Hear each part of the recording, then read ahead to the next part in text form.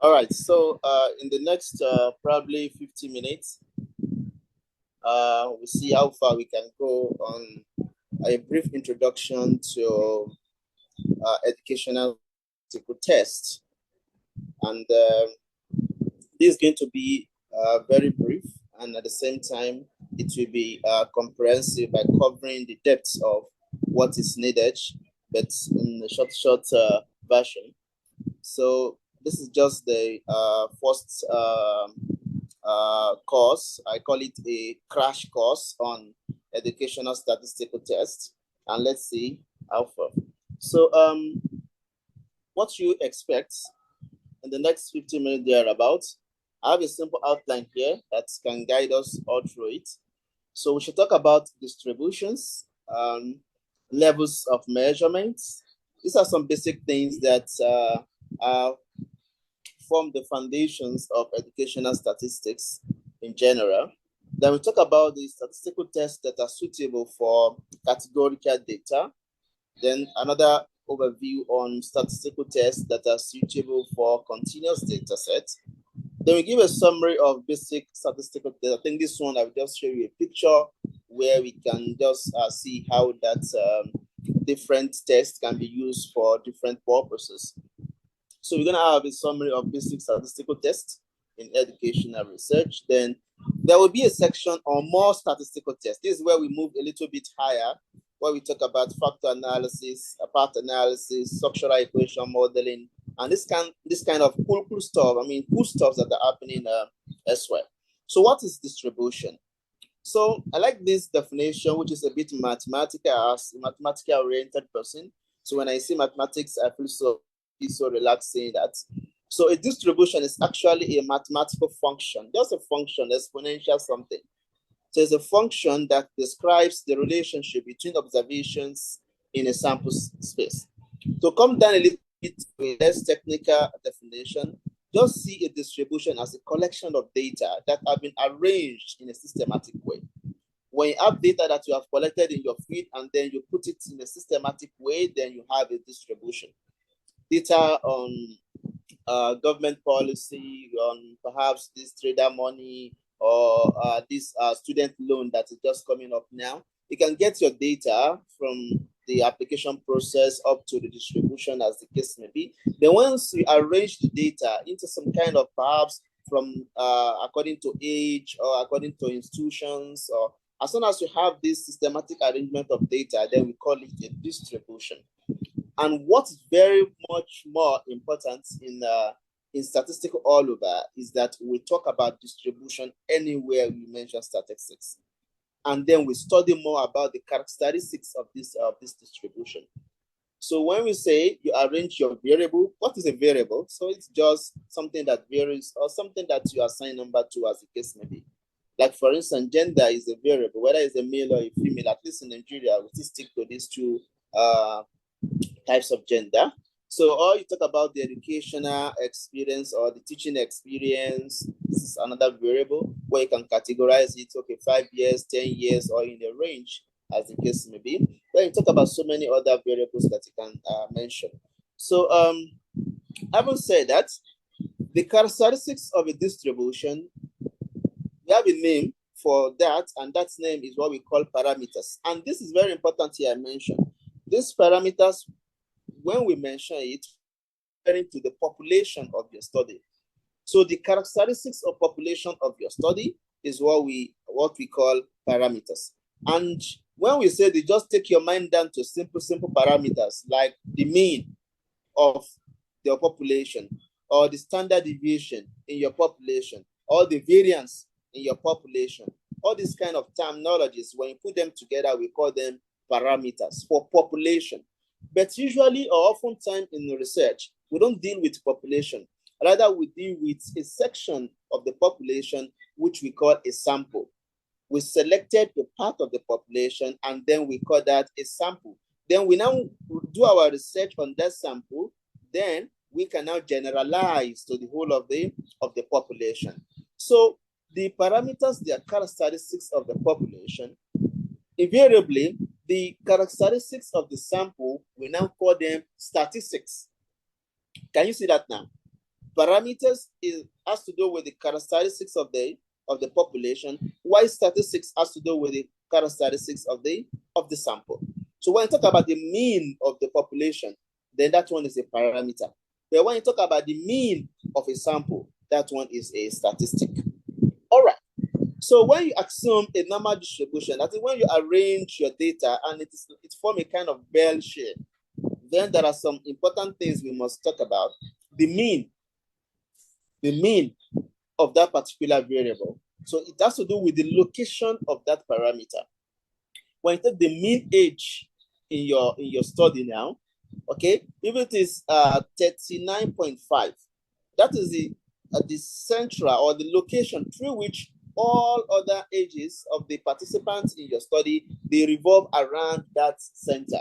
So it is a location parameter, so in which some people call it a measure of central tendency. A measure of what? Central tendency as for location. As you talk about location, you can also talk about the spread of your data set. And when you talk about the spread, and that's what we call the measure of dispersion. So this is where we talk about the variance, and then we talk about the standard deviation. So when you look at this picture, which I've put here, it tells a lot about different types of variables or different types of distribution with some differences in the parameters, the mean and the variance. So when you look at the blue one, which is very, I think is the topmost over there, when you look at that, you see that the variance of that blue one is 0.2. Look at it up here where I put the cursor. So variance is 0.2. And that shows that the distribution is not spread out enough. And that is why it is tall.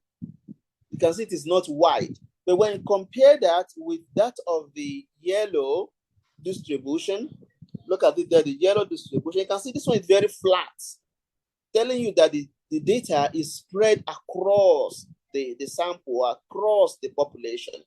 And when you look at that, you see that the variance is actually 5. It is bigger, far bigger than 0.2, and that is why it is flatter, while that of 0.2 it is a bit thinner. All right? So you look into this picture and then use that to know when we say the distribution, and we talk about the mean, they almost have equal mean, except for the green one. When you look at the green one, it has a negative mean, and that is why it is shifting to the left. Can you see? The central where you have 0 is where this x is written, all right? So this is where the mean is 0. And when you look at the green distribution, you can see it is shifted a bit to the left, telling you that the mean is not 0, rather the mean is -2. Suppose the mean is 2, this is going to shift towards the right. Okay, so this is how you play around this distribution whenever we talk about it. All right. So, and then the standard deviation, both the standard deviation and the variance, let's talk about the spread of your data, or the spread in your distribution. All right.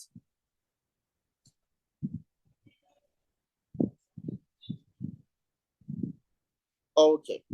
So now we talk about the levels of measurements. There are 4 levels of measurements. And by the way, when you say measurement, it's just a systematic assignment of numbers to object of interest. When you assign numbers to object of interest, you have measured that object of interest. You see it now.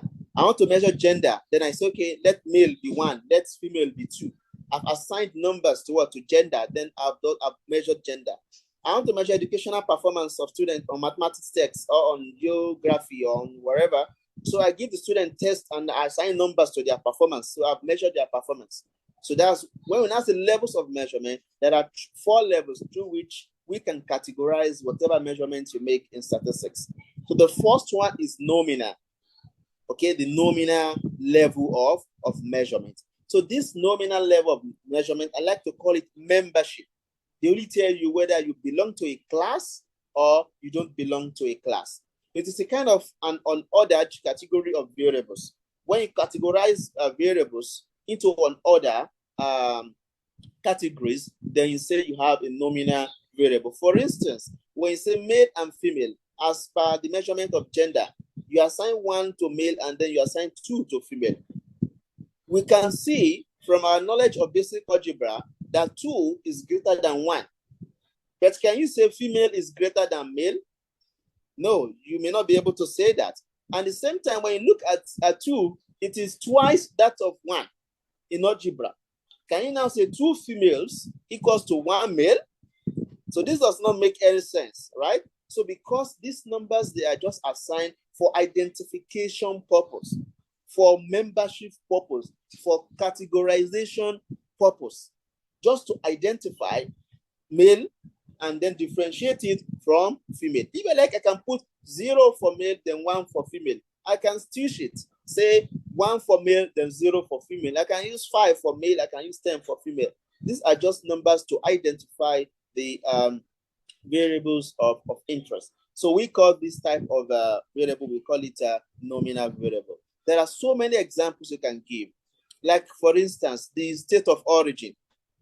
The state of origin. We have 37 states in Nigeria. So you can decide to say you name it from Abia, that's state 1, up to the last one, where you have 37. Okay, these numbers, they are just for identification purposes. Just identify which state are you from, and then which state is it from.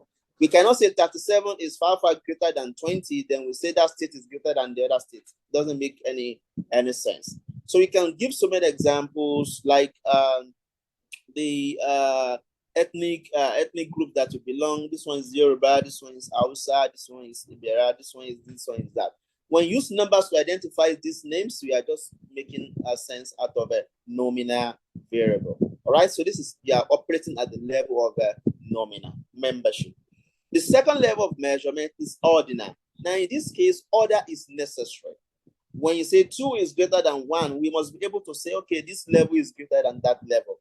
This one is ordered categories of variables. Like in the case of grade classifications, when you have from F to A, somebody score something maybe less than 40, you say it is F, then you go straight to E, to D, to C, to B, and to A.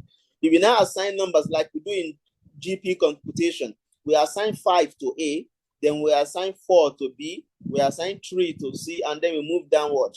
We can see in this grade classification, somebody that get 5, we know 5 is greater than 2.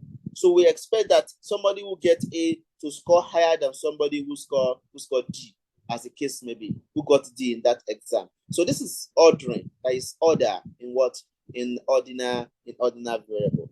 This is a very common type of variables that we use a lot in questionnaire. When you design questionnaire, maybe it is from strongly disagree up to strongly agree. Okay, you can have strongly disagree, agree, or neutral, then agree, then strongly agree. When you assign numbers to this, you can say, let strongly disagree to be 1, then disagree can be 2, then neutral can be 3, then agree can be 4, then strongly agree can be 5. You can see this order is maintained as per the level of your satisfaction with that item that you agree to on the questionnaire. So order is maintained. I think this aspect is going to be very useful for you when you give questionnaire a lot in doing your research and everything. So you do a lot on ordinal level of measurement. All right. So you now see this nominal and this ordinal, both of them, we group them together and then we call them discrete. This is another name. We call them what? Discrete, or you call them categorical. All right. So both nominal and ordinal, both of them, we can classify them as categorical variable. All right. So another name for both ordinal and nominal is what we call categorical. So when we say categorical, we are referring to both nominal and then an ordinal. Okay. Excellent. The next level of measurement is that of what we call the interval difference or interval level of measurement. So, let us make a little bit comment here. When you talk about the other categories, like I mentioned before, this satisfaction. So when you look at somebody who scored, who you assign 4 to the person, which is agree. Okay, agree, that is 4, right? So when you say somebody scored 4, yeah, that is fine. And maybe disagree, which we assign 2 to on the questionnaire, we know that the difference between 4 and 2 is actually 2, right? And in fact, we know that 4 is twice of 2.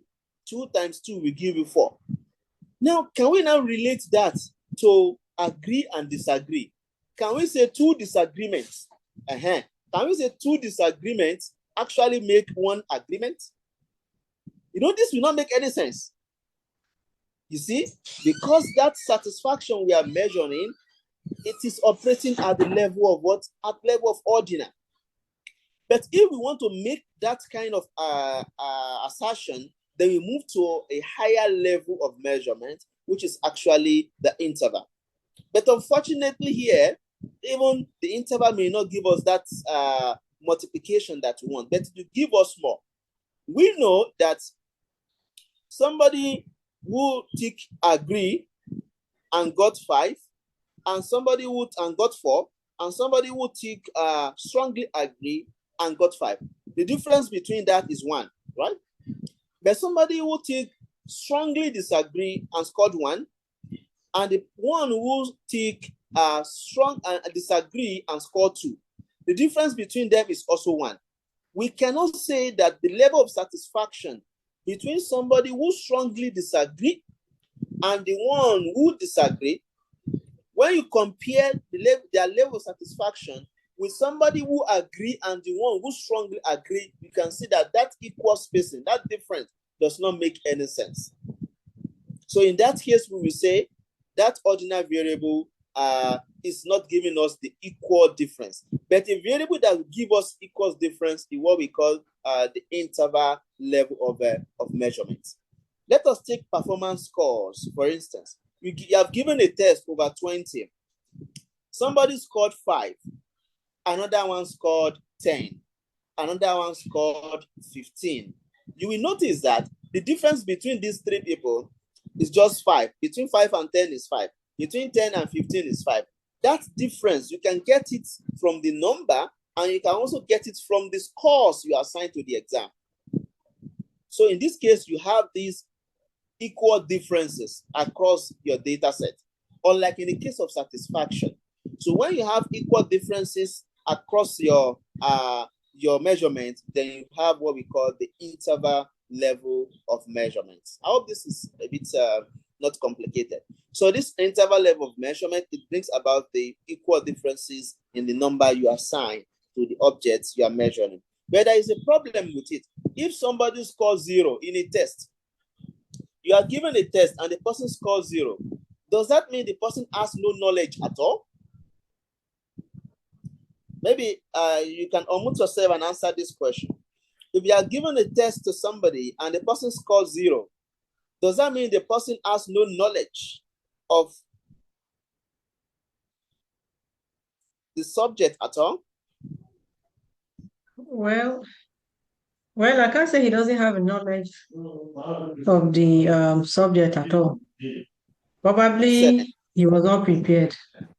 He wasn't prepared, or what he read is different from what you asked in the exam. Yeah, exactly. So that is because the interval level of measurement, it has no absolute 0. Okay. It has no what? Absolute 0. Absolute 0 will mean absence of the construct we are measuring. Total absence of that construct we are measuring. So because you cannot say somebody who scores 0 has no knowledge at all, then you cannot say that performance is beyond interval. It is actually interval. It cannot go beyond. Again, somebody who scored 20 over 20 and the one who scored 10, does that mean the person who scored 20 over 20 is twice knowledgeable than the one who scored 10? No. And that question for you. No, yes. That means it is only the difference that is preserved, but the ratio is not preserved. And that leads us to another level of measurement, which we call the ratio level of measurement. In this ratio level of measurement, the equal interval is preserved, and now it has absolute 0. It has what? Absolute zero. Okay? Like for instance, that performance again, I want to change it a little bit. Suppose the performance that you have measured, it has to do with the number of correct answers, like a multiple choice test. The number of what? Correct answers. Look at this now. Is the performance. So if somebody scores 0 in that type of test, it will mean the person has no correct what? No correct answer. Is it not? There is absolute 0 in there. Absence of correct. Right. So I'm talking about the ratio where if you measure performance as a number of correct answers, you will observe that if somebody scores 0, it means the person has no correct answer. That is absolute 0. And somebody who scored 20, that means the person has twice number of correct answers than the one who scored 10. So in that case, that performance that you measure like that, you can say it falls under what? Under ratio. The same thing with mass or the length. If the length is 0, it means it has no length. And if the length is 20 and this one is 10, it has twice the length of the other. The same thing with mass. If the mass is 50 and this one is 25, it means that 50 is twice heavier than that of 25. So all these things can come into play when you talk about mass, talk about the length, number of correct answers, okay, so and so on and so forth. So these are the 4 levels of measurement we have. And then this last group where we have the interval and the ratio, we actually call them continuous variable, or those measures that are under continuous level of what? Of measurements. So we have 4 categories: the nominal, the ordinal, the interval, and then the ratio. Nominal is the lowest level of measurement, only for identification purpose. Ordinal is what? The second level of measurement, which is not only for identification purpose, but also it preserves order, greater than, less than, okay? And then you have the interval, which is higher, the third level of measurement, which it preserves nominal membership, it preserves greater than, less than, and then it also includes equal spacing, but it has no absolute 0. There is no absolute 0. And absolute 0 means that if you attach 0 to that thing, does not mean the absence of the construct you measure. Okay, so we call that one, instead of saying absolute 0, since that's not absolute 0, we call that arbitrary 0. The 0 that you assign in interval level of measurement is arbitrary, just starting points. Okay, so it is not absolute.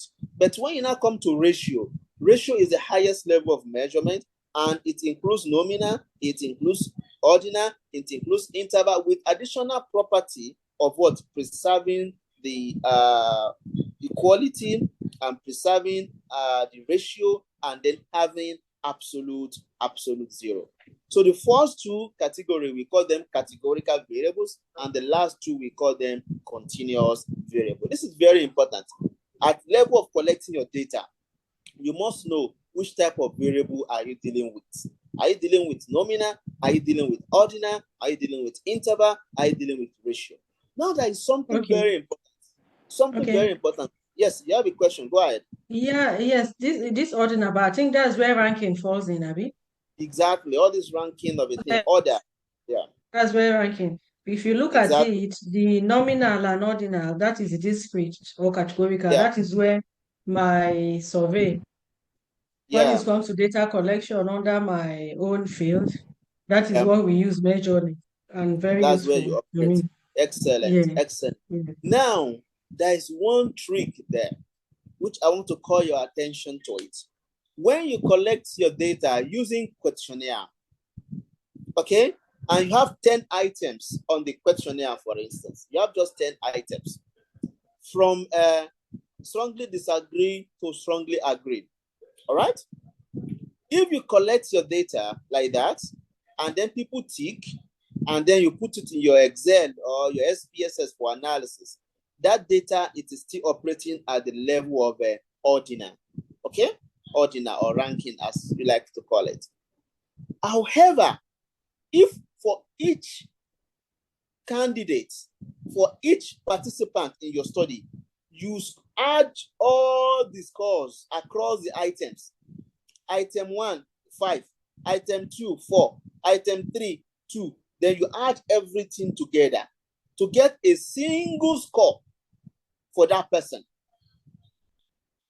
That act that you have committed, it has changed the level of measurement from ordinal to interval.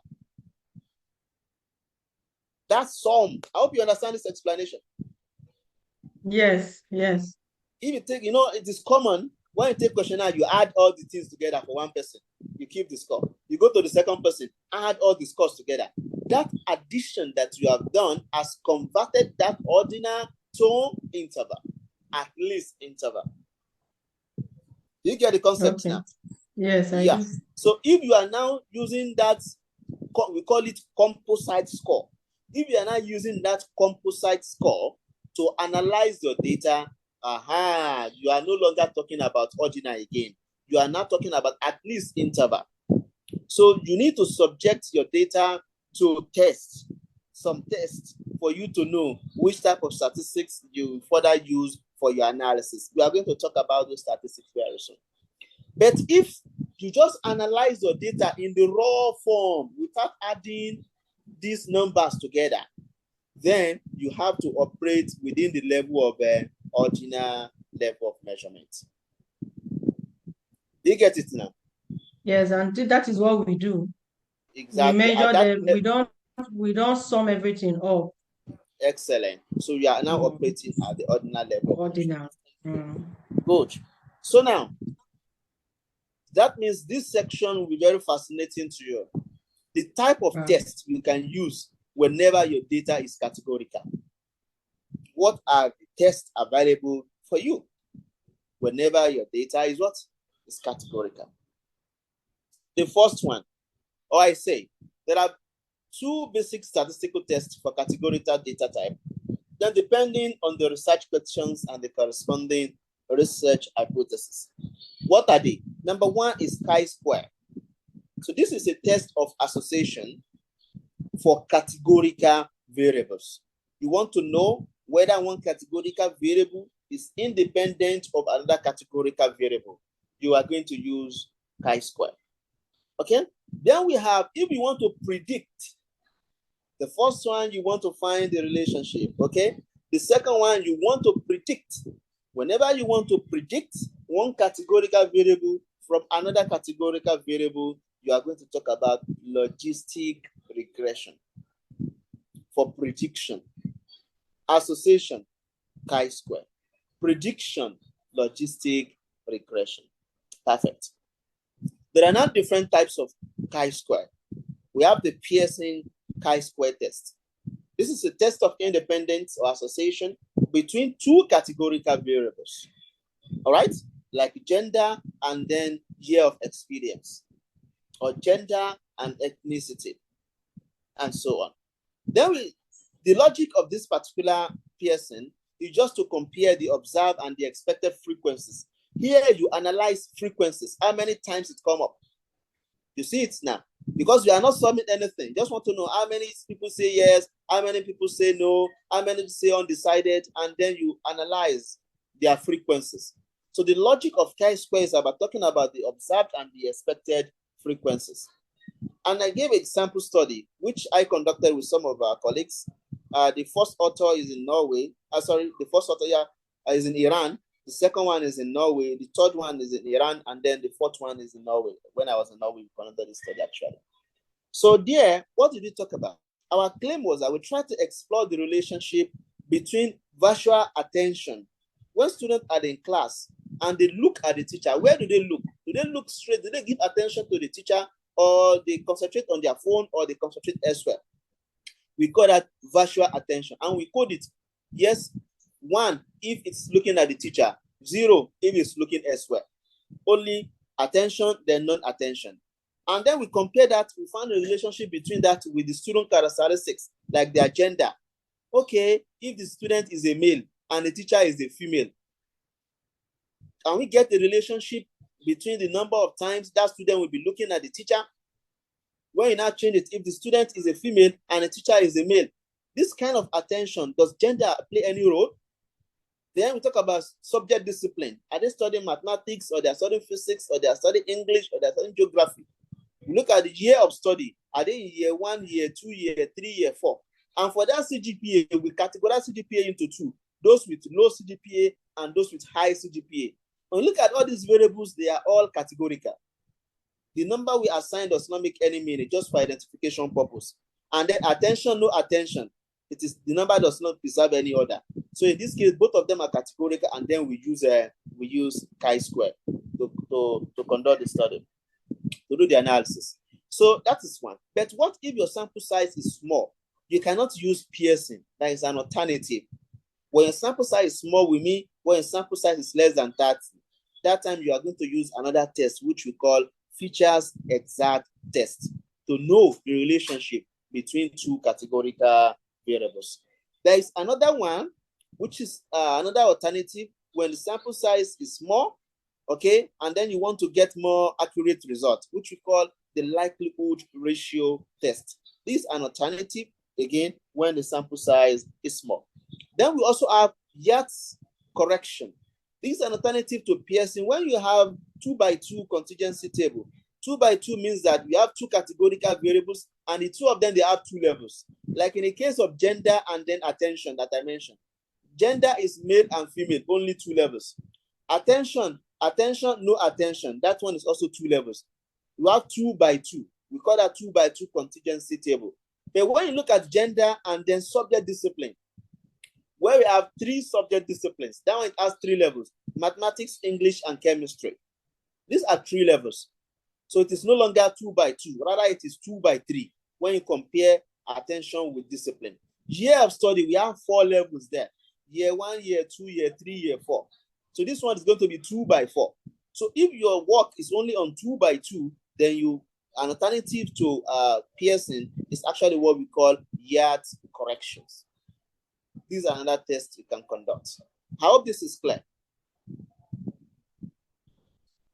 Yes, I understand. Okay.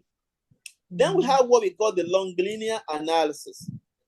This one is also used for finding the relationship between two or more categorical variables. Instead of you conducting chi-square, Pearson 3 times or 4 times, when you have more than two categorical variables, at the same time, you can just subject everybody to longlinear analysis, and then you perform your analysis once and for all. You don't have to repeat.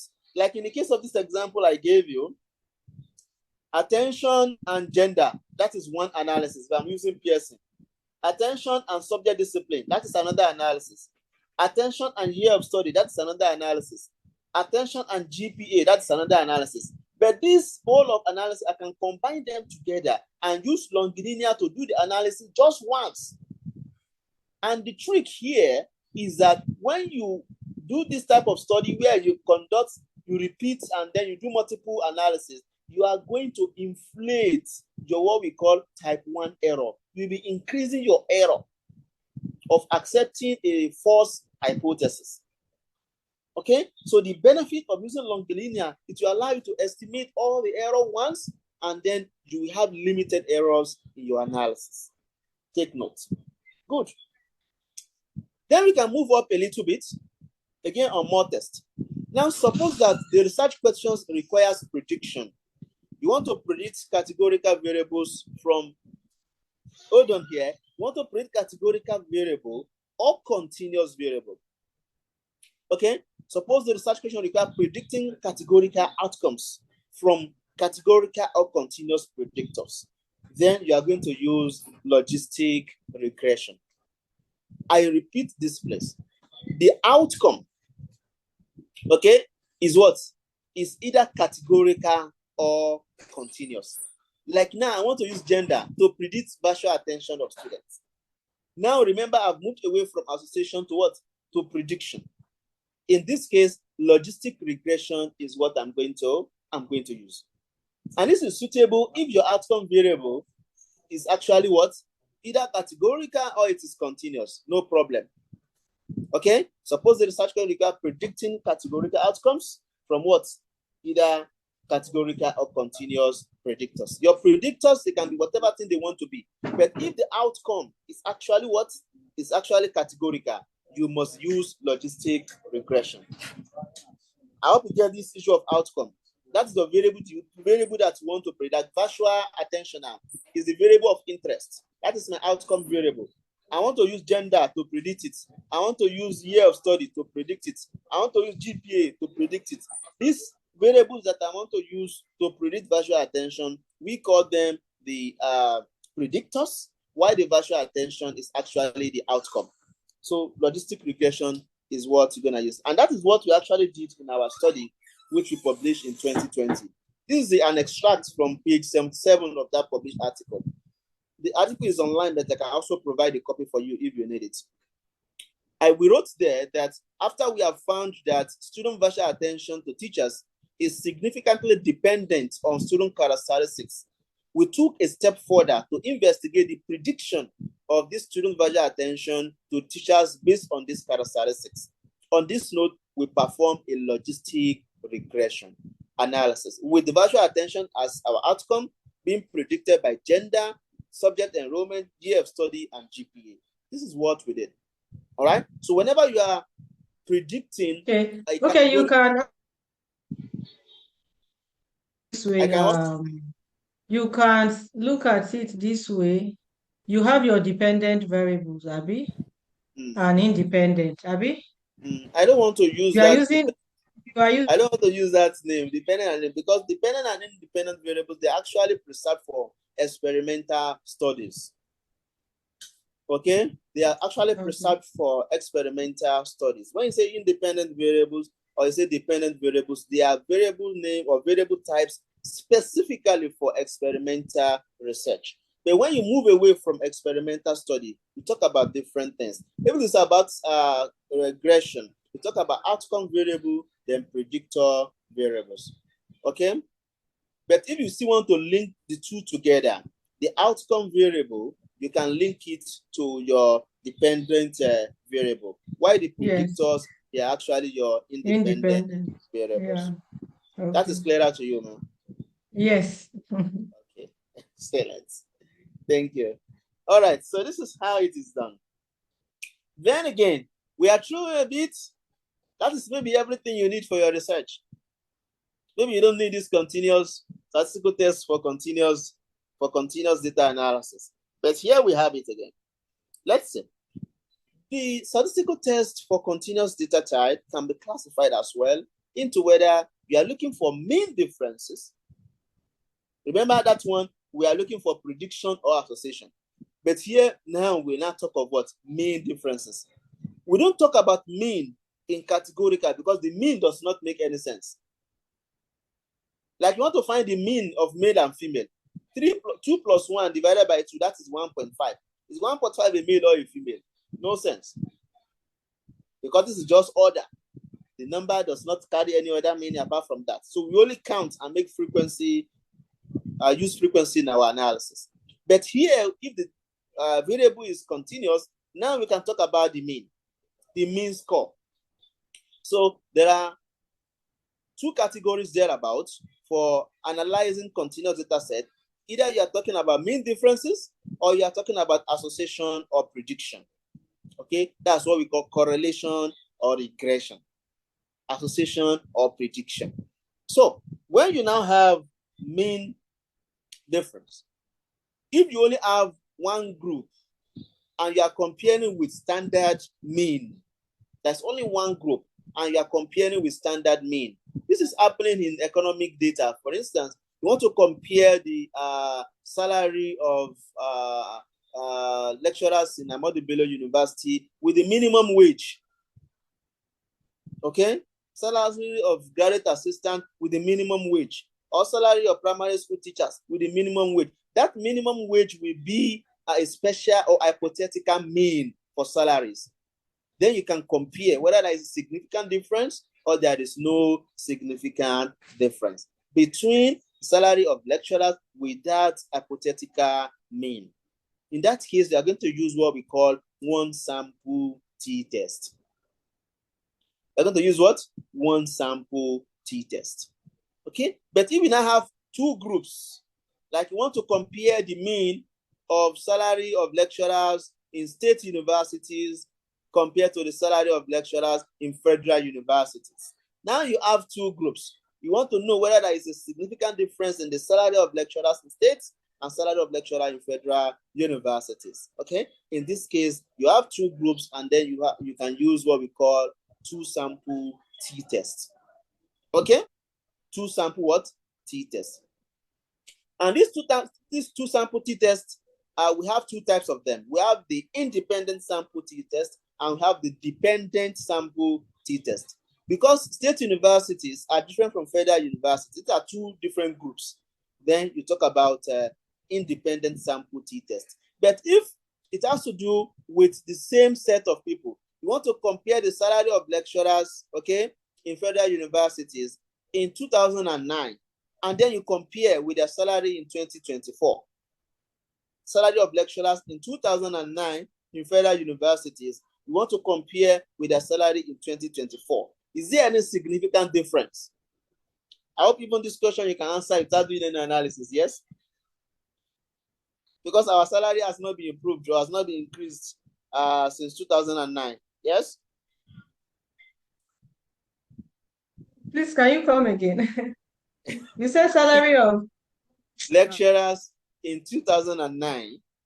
If you want to compare with salary of lecturers in 2024 in the same university.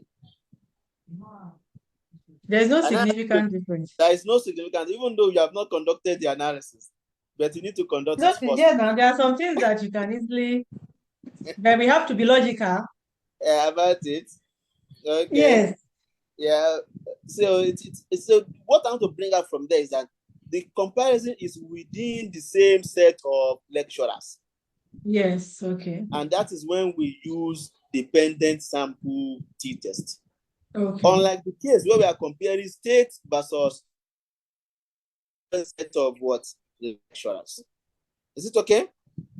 But the good thing about, or the trick about t-test is that before you can use it, your data must satisfy the assumptions of parametrics, which we call parametric assumptions.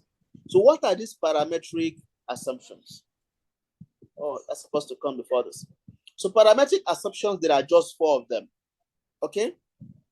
You need to talk about normal distribution. Your data must be normally distributed. And you cannot just assume that it's normally distributed. You need to test it. You cannot just say, because I just had the ordinal together, then it's not normal. No, you need to test for normality distribution. And there is a test for it, which we call Kolmogorov-Smirnov test. This one we can easily conduct it for you. Then another thing you must obey or you must satisfy is homogeneity of variance. The variance which I mentioned the last time, that's the characteristic of a population or a sample that measures the spread of that your data. You need to be sure that across the two groups, the variance is almost or roughly equal. Okay, there is a test for that, like the Bartlett's test of sphericity, and then the Hartlett's F-max test. This we can always get them in SPSS or any other statistical package. This is assumption number 2. Assumption number 3 that must be satisfied, you must measure your data on what? Interval or ratio scale. It must be measured on interval or what? Ratio scale. Categorical will not come in. Nominal will not what? Will not come in. But that's your ordinal will also not come in. That's your ordinal. By the time you add it, I said it has become interval. So if you add it together, then interval will come in. Take note. The 4th one is the independence. The two groups must be independent. Okay, that is a test of what? Of a parametric assumption. But if any of these assumptions now fail, okay, it is not normally distributed, there is an alternative. An alternative is what we call Mann-Whitney U-test. Look at it here. Or Wilkinson rank sum test. These are 2 alternatives for t-test when there is a failure in the assumptions of parametrics. Okay, And there is a sample of study here, which it was conducted in 2016, some few years ago. This boy is my project student at the time. So we conducted this research and it was published. There we use t-test. We'll talk about the effect of a problem-based learning on student performance and retention. I think so at the time. He conducted the experiment for 6 weeks. He taught some group of students with problem-based learning, some group of students with traditional method, and then he compared their performance. Okay, and then he used t-test. The paper is also available. It was published. I can get that across to you later on. Okay, so what about if you have more than 2 groups? In the first instance, we talk about 1 group. What if you have more than 2 groups, 2 or more? Then you talk about analysis of variance, which they call ANOVA. This is a parametric test for mean comparison between 2 or more groups. Let me quickly chip in something here. Analysis of variance, it can also help you if your data is not normally distributed, but that deviation is not much. If the deviation is not much, you cannot use t-test, but you can still use ANOVA instead of it going to non-parametric test. ANOVA a bit is robust. It can withstand these abnormality in your data. So ANOVA is also good if your data has only some minor deformity in the distribution. So ANOVA can serve. But if it is parametric, fine. We use ANOVA more than 2 groups. So like we have one-way ANOVA. This is one of them. This one, it happens only when there is only one independent variable. If there's only one independent variable, you use one-way ANOVA. Like teaching method, it's independent, one. Okay? One-way ANOVA. You can have multiple levels for the dependent. You can have several dependent variables, the outcome variable. But that of independent variable, you need only one for one-way ANOVA. If you have 2 independent variables, then you talk about two-way ANOVA. So people call it factorial ANOVA. If there are 2 independent variables. Okay. They also have what we call analysis of covariance. Like for instance, you think there is another variable that can affect your results, and then you include it in your analysis. Initially, it was not there. There is this variable which I think can affect my result. Then in that case, you can use ANCOVA. That variable you think is can affect your result, we call it a covariate. And I gave an example where you conduct an experiment, but you remember that, the economic status can also affect this performance. Then you just bring it from nowhere and you add it to your analysis. Then you need to conduct ANCOVA instead of ANOVA. Hope these vocabularies are not too much, yes? But no, I'm very familiar with them. Excellent. No, it's just good. Like this is more like a refresher for me. Excellent. That's good. So, yeah. But what if the non-parametric assumptions are not, the parametric assumptions are not satisfied? Then you use what we call Kruskal-Wallis. Kruskal-Wallis is an alternative test to ANOVA when the parametric assumptions are not satisfied. Then because you have so many groups in ANOVA, you need to know which one of them is difference coming from. In that case, you can do what we call the 2K or the Bonferroni or the Dunn test as a post hoc. You have 3 levels, for instance. You don't know which of these 2 among the 3 is having the difference. Then you can conduct what we call post hoc test to dictate exactly where the difference is coming from. All right. So we have a sample study from Oyedeji in 1992 who used ANOVA in their study and ANCOVA. You can find it there. But what if you now have many comparisons? Okay, in this case, we say one-way ANOVA, two-way ANOVA. What if you have more than 2 independent variables? Then you can talk about MANOVA or MANCOVA if there is one extraneous variable that can affect your analysis. So these are the analysis, these are the tests that are open for you to use when your data is actually continuous. All right? Is it okay before we move further? Yes, we can move. Excellent. It's okay. Perfect. Okay. Still on that, we have just spoken about the mean difference. And the second aspect, it has to do with either association or prediction. You remember that? So for association and prediction, we do what we call correlation analysis. Okay, and there are some open slots for us, like the Pearson correlation, which we usually use when we want to know the reliability of our instrument. And then you can use test-retest method, split half, and just find the correlation between the first test and the second test, or the first half and the second half. So Pearson correlation can help us to estimate the reliability of an instrument. And it can also help us to know the association between two or more variables that are continuous. Okay? And still on that, the place where I mentioned use of correlation, Pearson correlation for reliability, there is a popular reliability estimate that we use, which is the Kronberg alpha. This is very popular. You find it almost everywhere. What is Kronberg alpha? What is Kronberg alpha? However, this particular estimate has highly been misused by researchers. So because it has assumptions, and quite a number of people, they don't test the assumptions before to it and then use it for their analysis. And this is very problematic.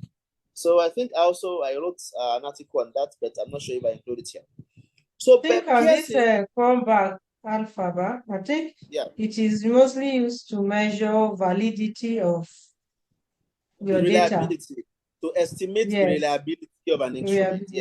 Yes. Reliability. Yeah, exactly. Okay. But I'm not saying that apart from Kronberg alpha, you can use test-retest method, you can use split half method, but the popular one almost everybody is reporting is Kronberg alpha. Yes. But that Kronberg is also very problematic. People don't check the assumptions before they use it. And most quite often they interpret it wrongly. Yeah.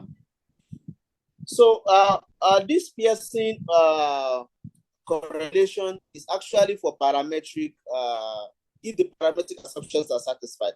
But if the parametric assumptions are not satisfied, then you have an alternative like the Spearman rank correlation coefficient, Kendall correlation coefficient. Okay, you can use that. And there is a study which we conducted, 2 studies even, which we conducted some years ago, where we use this correlation, Spearman, wherever. These papers are also available. Perhaps you will get some copies after this class if you need it. All right. In fact, you can even see the first study. The first study was on COVID-19. I don't even know what I was thinking that time when I was writing on COVID-19. I don't know how my field is linked to health sector. But yeah, the paper was published in one of the top journals in health field, and it was out. Majorly, I just used correlations, and then things came out correctly. Okay. And by the way, COVID-19 at that time was everybody's business. Everybody's talking about COVID-19. So I also wrote about it at the time. Okay. So more data analysis here. Now, we've just spoken about association. Can we now talk about prediction? So when you're now predicting, in this case now, the outcome variable is continuous. Look at this. The outcome variable is what? Is continuous. Remember, if the outcome variable is categorical, you have to use logistic regression or linear and so on and so forth. Okay? But if the outcome variable is continuous, you cannot use logistic. Then you have to use another set of tests for finding your regression. So in which we put here the simple linear regression. So that only one, but this one is used for only one predictor. That's only one predictor, that's why it is simple linear regression. If you have more than one predictor, like you have 2 or 3 predictors, then you talk about multiple linear regression. I want to believe you also use this in your work as well. At least you'll be predicting something from something. Yeah, I have. So yes, if you have more than one predictors, then you talk about multiple linear regression. And we have some studies which we published together with some colleagues. Like this, the first author here. This Baratusi is from Italy, and Zaccaria, that's myself. This Ramasitu is from Italy. So we conduct this research together, and we use regression. We use regression a lot. Yeah, I think that is where we stop there. Yeah, good. All right. So now this is a summary. This particular table is a summary of different tests open to you depending on your data. You can start explanation from the left, the top left, where my cursor is. Type of data. If your data is continuous, you go like this. If your data is continuous, you go forward. If your data is categorical or district, you come down. And then you have chi-square. If you have 1 or 2 sample, and that is where you stop. If your data is continuous, you ask which type of question you have. Is it on relationship? You go forward. If it is on mean difference, you come down. Okay, mean difference between what? Okay, only one sample, you use one sample t-test. If you have multiple mean single variable, how many groups? We ask you. If you have 2 groups and assumption of parametric is satisfied, go for t-test.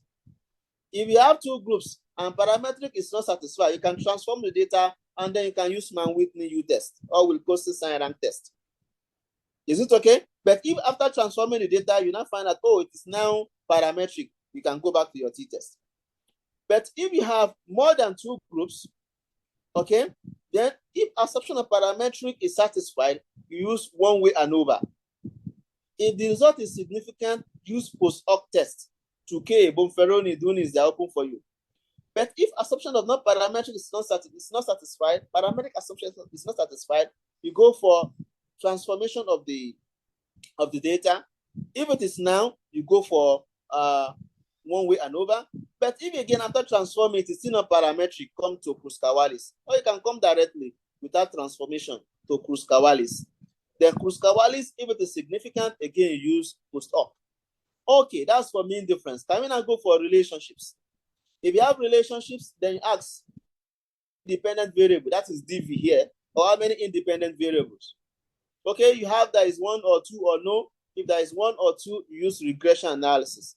If you don't decide which one is dependent, which one is dependent, which one is this outcome, whatever, relation. If it is parametric, Pearson. If it is not parametric, Spearman. Oh, I think this particular figure summarizes everything. Yes?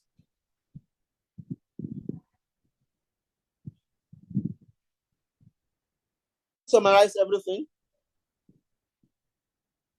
I'm with you. Okay. So how do you see this figure? Do you understand? Or I'm too fast? No, I have to sit down and then go through it again. But I understand all the concepts. You follow the flow. Excellent. Yeah. We're almost through. We're almost at the end of the class now. So these are the basic statistical tests that are open, especially for descriptive data analysis. Remember, we're just talking about tests here. We don't talk about charts. That is a different ball game. But we don't talk about charts if we don't have a data to analyze. We talk about charts when you have data, then you can bring your creativity in designing these figures and charts. Okay, let's talk about more tests, more statistical tests. And I must confess, what we have spoken about so far, they are just like elementary statistical this thing, you know. That is usually right. So they are just elementary. So and there are things that common knowledge is open.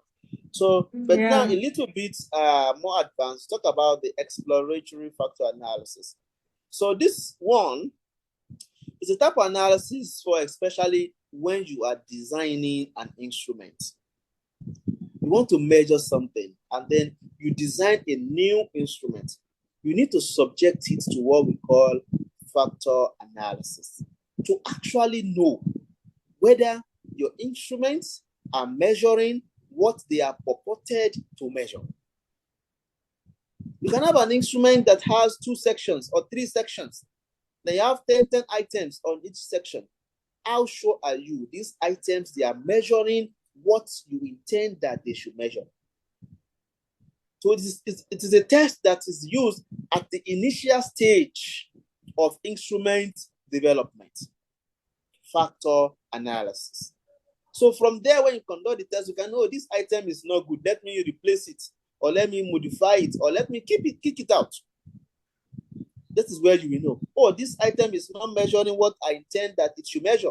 Let me rewrite it. Let me do this. Let me do that. So this is a test through which you can know whether your items are actually valid in measuring what they are supposed to measure. Validity. So this test, it is pointing towards validity of your instrument. Remember, reliability is when you talk about Chromback Alpha. This one is pointing towards validity of your instrument. Exploratory factor analysis. Okay. Yeah, this one that follows it is what we call confirmatory factor analysis. Now you want to confirm. Zakaria 2020 developed an instrument to measure perception of students to government properties. Perceptions of people to government what? Properties. So in this instrument, there are 30 items. 15 out of the items, they are measuring a positive perception, while the remaining 15, they are measuring negative perception. You know, I don't care attitude. This was Zakaria said in his study, which he published that particular instrument. He must have arrived at that through exploratory factor analysis. Now, you as a concerned citizen, you want to use that particular instrument in your own study for a project that you just got. It is a responsibility to confirm whether what Zakaria claimed is true or false. He claimed that the items has 2 dimensions, positive perception and negative perceptions. 15 items, another claim. 15 items for measuring positive perceptions and then 15 items for measuring negative perceptions. It is now your responsibility to check, to confirm whether Zakaria is actually true in your own sample. Then you need to collect your data, which we call pilot study. You do pilot study to test out that instrument. When you now after collecting your data, you will now subject your data to a test which we call confirmatory factor analysis. This one will confirm or refute what Zakaria claimed in his paper. And that is a test of what we call construct validity. You are trying to know the construct Zakaria claimed that the instruments are measuring, are they actually measuring it? Yes or no? This is a test that you use for that. That is the purpose. Exploratory at the initial stage, confirmatory at the final stage or at the confirmation stage of instrument development. These 2 tests, they are peculiar to developing instruments. Good. What about part analysis? Hello, you said developing instrument. What do you mean by that? Like you want to develop an instrument. Okay. Instrument for measuring perception of students or people to government properties, for instance. Or perception of people to government interventions, monetary interventions, as we have it. Okay? Or you can link it of farmers, of this, of that, on the yield of this type of method, rotational farming or wherever. We can develop any instrument to get their perception or to get the attitude or to get their disposition toward that. So these are where you use them. All right. Then we now talk about path analysis. You remember the last time when we talk about regression, we said we have multiple linear regression. The default is linear, simple regression, which is just to know the prediction of outcome variable from a single predictor. Why for multiple when you have more than one predictor? Is that okay? But the problem with that multiple regression is that whenever you have more than one predictor and you want to know the estimate, it will be doing it one by one. If you have 3 predictors, if you do the first regression with one predictor, come back again, include that one and the second one, do the second regression. Come back again, include that one and the third predictor, do the third regression. So by the time you are repeating and repeating like that, it is going to affect your type 1 error. The error that you commit when you accept a false hypothesis, a false null hypothesis. So there is an alternative to that, which we call path analysis. This one, we do the regression once, even though you have 100 predictors. They will all come in at once and they will come out clean. And that particular analysis is what we call path analysis. Another superiority of path analysis over multiple regression is that for the path analysis, it can also dictate more than linear relationship. You want to know the prediction of A from B and C, and you also want to know the prediction of B from C. Path analysis can give you the answer clean, not one-way direction. You can know the relationship in between these predictors themselves. In between the predictors, you can know how they predict each other. So path analysis will give you that prediction. This is very important. Not one way. Multiple regression is one outcome variable. The path analysis, you can have more than one outcome variables. In fact, outcome variable can also serve as a predictor in path analysis.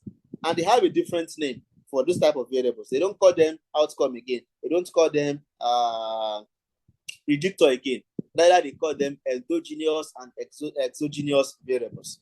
Because now no one can claim I'm only predictor. You can predict, and at the same time, you can be predicted. So path analysis will allow for that kind of analysis to go on. And this is where people are now. They don't talk about regression again, simple regression, and they talk about path analysis. And this is what they use in machine learning. Yeah. The next one, which is the father of all, is what we call the structural equation modeling. Structural what? Equation modeling. This is a family of advanced statistical methods that are used for a variety of purposes, the forerunner of which is for evaluating causal claims. If you want to claim that so intervention caused people to be poorer, like removal of subsidy, it made people to be poorer. You can subject that to structural equation. We call it SEM. You can subject that to SEM. There are some hypotheses you place on it, and then you make your analysis. It will come out clean. Whether that hypothesis is true or false, it will tell you. Okay? So this one, all regression, all path analysis, everybody can go inside. Again, you can even analyze your categorical variable the way they are without adding them. You can use categorical variable to predict another continuous variable or another categorical in the raw form at the construct level without addition of scores. Path analysis will require you to add scores. Linear regression will require you to add scores. All these, mention them, they all require you to add scores. But structural equation modeling, if you add, fine. If you don't add, you can still go away with your analysis.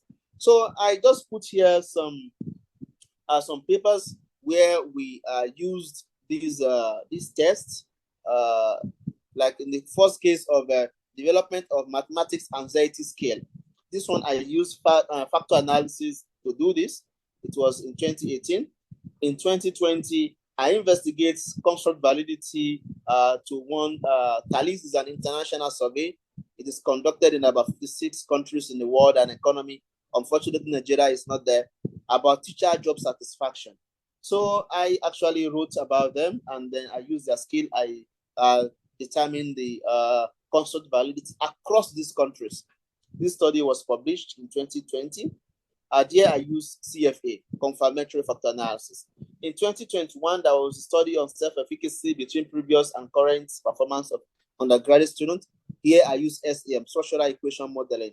Now I was talking about causal relationship. That self-efficacy actually causes students to perform like this or like that. That was published in 2021. In 2020, again, there was a study on the student approaches to this, an instrument which are adapted to Norwegian language. So this one too, we use CFA a lot in this particular study. So this is what we have, and I think this is where we stop the class. I hope you have got one or two things in there, so I can stop sharing my screen now, and then if there is comments or questions, we can talk about it. What? So I can stop sharing the screen, I guess. So yes, I appreciate